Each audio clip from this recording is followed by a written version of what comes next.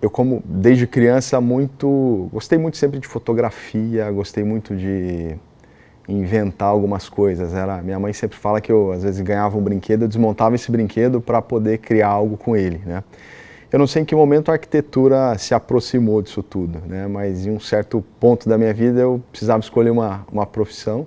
E acho que diante de tantas coisas que eu sempre gostei, que envolvia desde engenharia, a arte, algumas coisas nesse sentido, isso tudo fez me direcionar para a arquitetura, né? E quando eu comecei e vi que realmente eu gostava, eu acho que aí eu acabei apaixonando de verdade, né? E hoje eu entendo que o que eu faço é o que eu amo, eu gosto realmente de projetar, né? Isso me deixa muito feliz de poder ser o meu trabalho, né?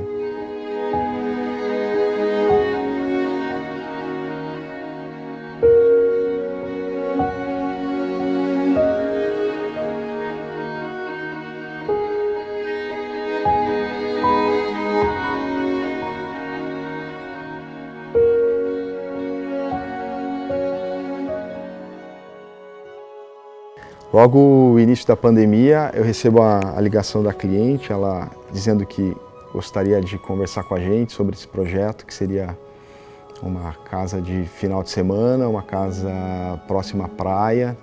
Eu acho que essa pureza da forma, essa simplicidade dos materiais, essa união do dentro e fora, essa conexão que a gente gosta da arquitetura sentir muito o entorno, eu acho que é algo que a gente valoriza e que a gente pratica muito, né?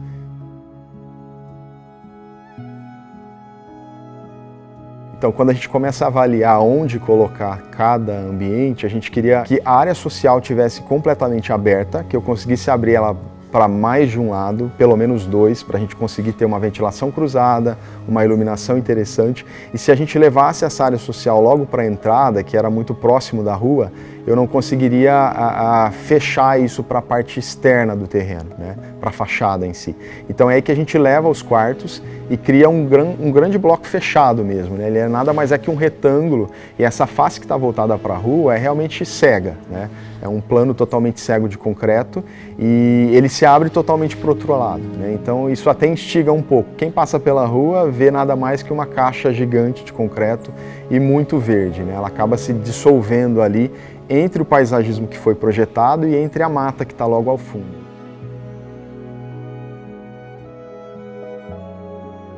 A gente percebe então que seria muito assertivo fazer dois volumes independentes, mas a gente fica pensando em como fazer uma conexão que eu pudesse perceber que são blocos independentes, mas que eu tivesse uma ligação e uma conexão funcional entre os dois, né? Eu precisava passar de um bloco para o outro, eu precisava caminhar de um espaço para o outro, e a gente queria algo que fosse como um respiro, que a pessoa, ao passar de um bloco para o outro, ela conseguisse sentir o cheiro da mata, ela conseguisse sentir a temperatura externa da casa, o vento se tiver, o calor se tiver, a luz se tiver, né?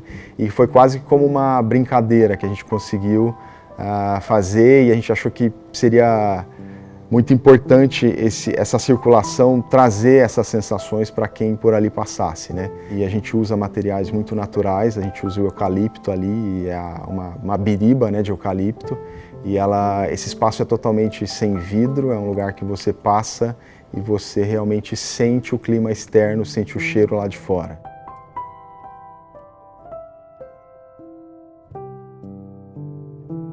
A gente sentiu que ela tinha essa vontade de ter uma casa em concreto, que é o que a gente também desenvolve, mas ela não queria esse concreto numa cor tão tradicional, que é fazer a massa, colocar ali, desformar e tá pronta, né?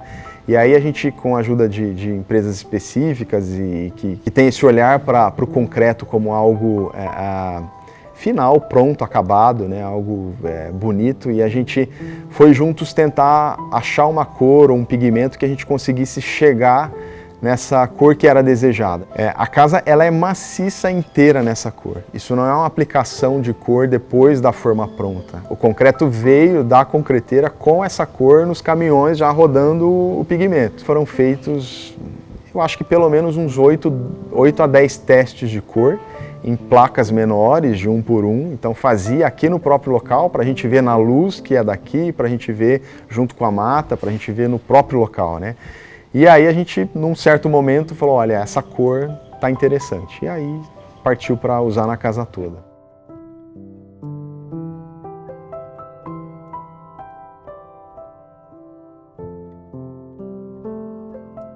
A gente tem uma preocupação com cada detalhe. Eu vou ter um detalhe de um puxador, eu vou ter um detalhe de uma bancada.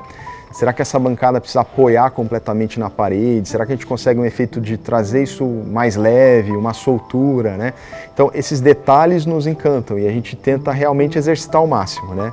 E a gente acredita que isso valoriza muito a experiência de quem está ali. Às vezes, uma pessoa que seja leiga até em relação à arquitetura entra naquele espaço e percebe que tem algo diferente, né? Acaba sendo o nosso dia a dia. A gente gosta muito disso, a gente gosta muito, nossa equipe desde interiores a detalhamento, a gente tenta exercitar ao máximo esse detalhe de algo que vai valorizar, que vai melhorar a experiência de uso.